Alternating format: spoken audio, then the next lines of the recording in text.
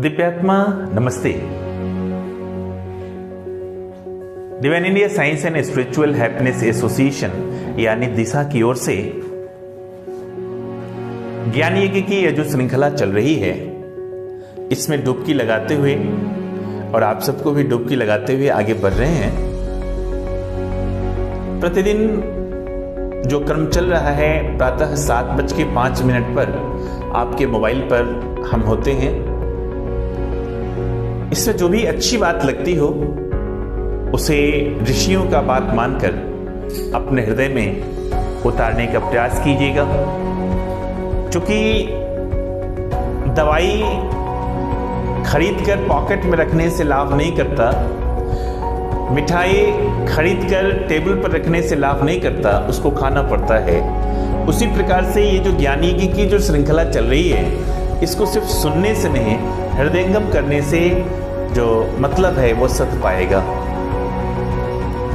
तो आइए, होता है सारे विश्व का कल्याण ज्ञान से, जल्दी प्रसन्न होते हैं भगवान ज्ञान से।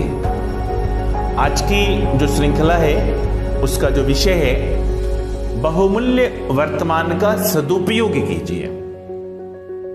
मृत्यु और निर्माण के बीच में हम ठहरे हुए हैं। वर्तमान बड़ी तेजी से भूत की ओर दौड़ता है। भूत और मृत्यु एक ही बात है। कहते हैं कि मरने के बाद मनुष्य भूत बनता है। मनुष्य ही नहीं, हर चीज मरती है और वह भूत बन जाती है।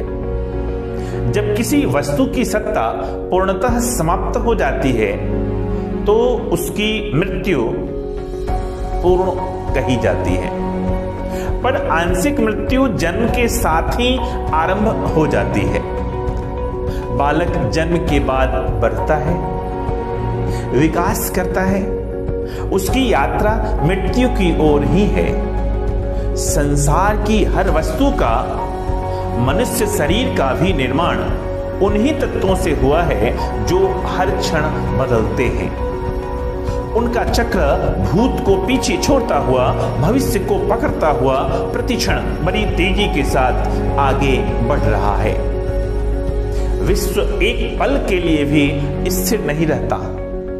अणु परमाणुओं से लेकर विशाल काय ग्रह पिंड तक अपनी यात्रा अविश्रांत गति से कर रहे हैं।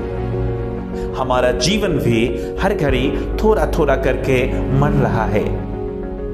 इस दीपक का तेल सने सने चुकता चला जा रहा है।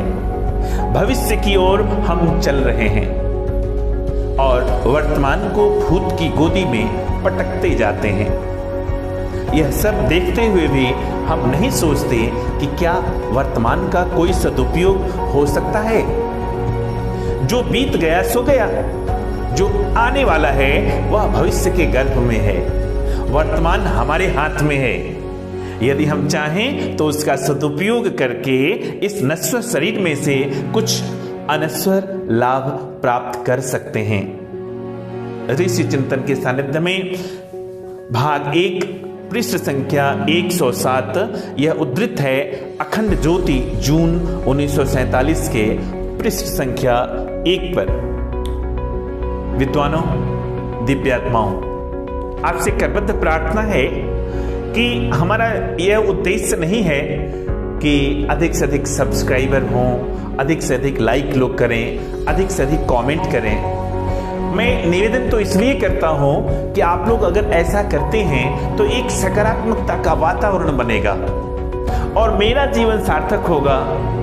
हम इस धरती पर आए हैं तो उद्देश्य यही है कि हम भी अच्छा काम करें और हमारे इर्द गिर्द के लोग, हमारे आजू बाजू के लोग ही नहीं बल्कि इस आईटी के जमाने में पूरे दुनिया के लोग अगर मेरी एक बात को भी गुरुदेव के माध्यम से और इस आईटी के माध्यम से, यूट्यूब के माध्यम से अगर हृदयंगम कर लेते हैं तो हमें लगेगा कि मेरा मेहनत सार्थक हुआ।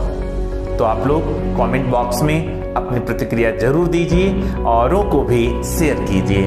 बहुत बहुत धन्यवाद।